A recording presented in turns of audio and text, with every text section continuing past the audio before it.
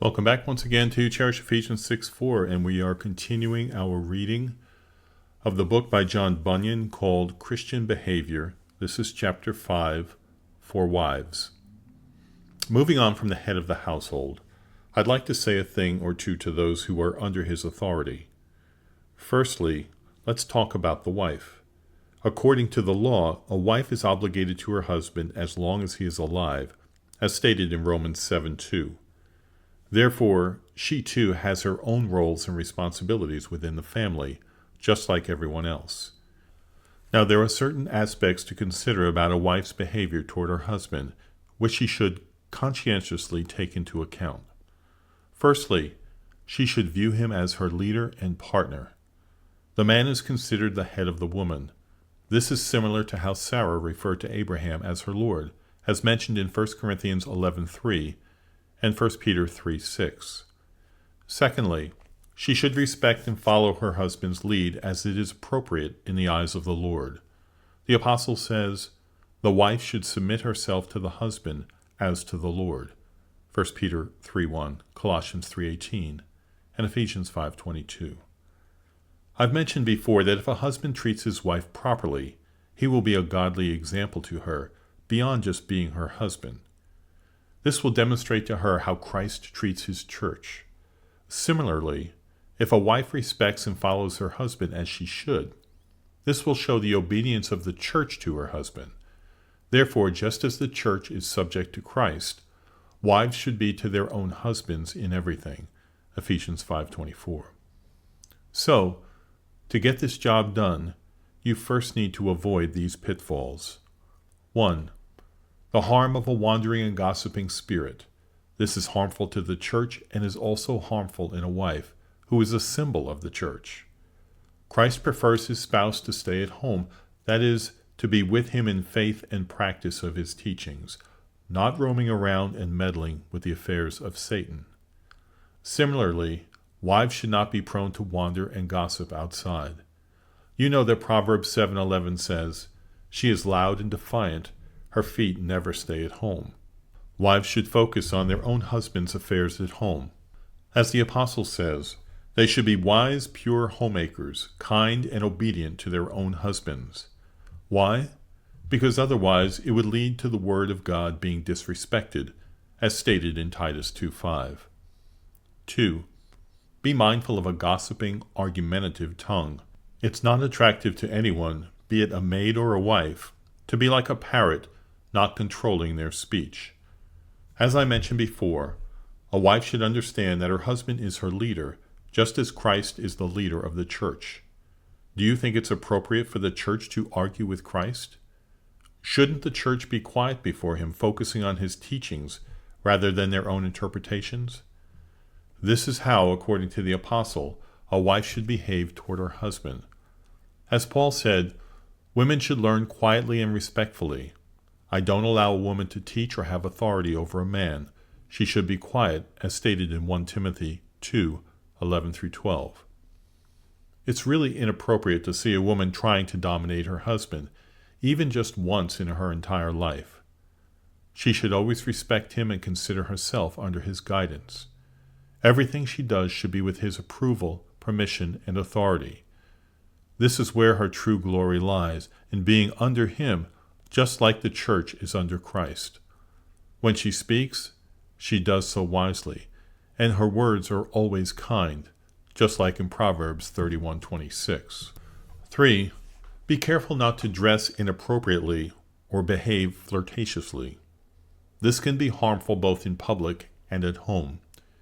In public, it can not only set a bad example, but also potentially lead to lustful thoughts and actions. At home, it can offend a religious husband and negatively influence religious children. Therefore, as the apostle says, let the woman's clothing be modest, as suits women who profess to be godly through good deeds. 1 Timothy 2:10. Not with elaborate hairstyles or gold or pearls or expensive clothes. And as it is said again, don't let your beauty come from outward adornment, such as elaborate hairstyles and the wearing of gold jewelry or fine clothes. Instead, it should be that of your inner self, the unfading beauty of a gentle and quiet spirit, which is of great worth in God's sight. For this is how the holy women of the past who put their trust in God used to adorn themselves. They submitted themselves to their own husbands. 1 Peter 3:3-5. However, don't misunderstand the point I'm making here. I am not suggesting that women should be slaves to their husbands. Women are their husbands' equals, their flesh and bones. As stated in Ephesians 5:29, no man hates his own flesh, or is bitter against it. Therefore every man should love his wife as he loves himself, and the wife should respect her husband, as mentioned in Ephesians 5:33. The wife, next to her husband, is in charge, and she's supposed to run everything when he's not around. Even when he is around, she's supposed to manage the household and raise the kids, as long as she does it in a way that doesn't give anyone a reason to criticize her. As it says in 1 Timothy 5:10 and 13, "Who can find a virtuous woman? For her value is far greater than rubies." A gracious woman maintains respect and manages her affairs wisely, as stated in Proverbs 31:10 and Proverbs 12:4. Question: My husband is an unbeliever. What should I do? Answer: If that's the case, then what I've said before applies to you even more strongly. Firstly, if your husband is in this state, he will be on the lookout for your mistakes and weaknesses, ready to use them against you and to tarnish the image of God and your Savior. Secondly, he will likely interpret your words, actions, and gestures in the worst possible way. All of this can harden his heart further, fueling his prejudice and resistance to his own salvation. Therefore, as Peter advises, you should be submissive to your own husbands, so that even if they don't follow the word, they may be won over by the conduct of their wives when they see your pure and respectful behavior. 1 Peter 3:1-2. The fate of your husband's salvation or damnation is largely influenced by your behavior and conduct in front of him. So if you fear God or love your husband, strive to win him over to the love of his own salvation through your gentle, modest, holy, and humble behavior. By doing this, who knows, you might save your husband. 1 Corinthians 7:16. Objection: But my husband isn't just a non-believer. He's also a very difficult, grumpy, and irritable person. In fact, he's so difficult that I don't know how to talk to him or act around him. Answer: Indeed, there are some wives who are greatly oppressed due to their ungodly husbands. Just as we should feel sympathy for them and pray for them, they should also be even more careful and cautious in all their actions. 1. So make sure you're really loyal to him in all aspects of your life. 2. Be patient with his unruly and unconverted behavior.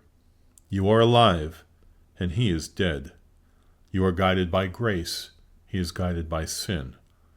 Now, considering that grace is stronger than sin and virtue stronger than vice, don't let his vileness overcome you. Instead, overcome that with your virtues, as stated in Romans 12:21. It's shameful for those who are gracious to be as reckless with their words, etc., as those who are graceless. Those who are slow to anger have great understanding, but those who are quick-tempered only promote foolishness, as stated in Proverbs 14:29. 3. So if at any point you want to talk to your husband about something important, whether it's good or bad, it's wise to choose the right time and place. Just make sure you're picking a suitable moment. There is a time to stay quiet and a time to speak up. Ecclesiastes 3:7. Now it's time to act on your intentions. First, consider his mood and approach him when he's least affected by the issues that bother you.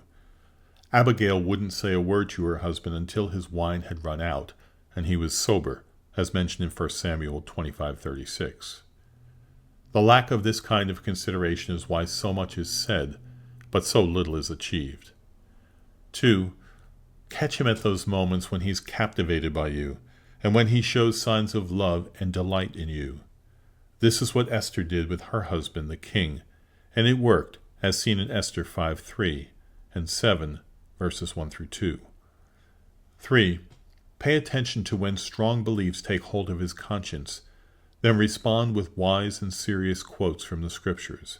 This is similar to how Methuselah's wife interacted with her husband, as mentioned in Judges 1:22 through 23.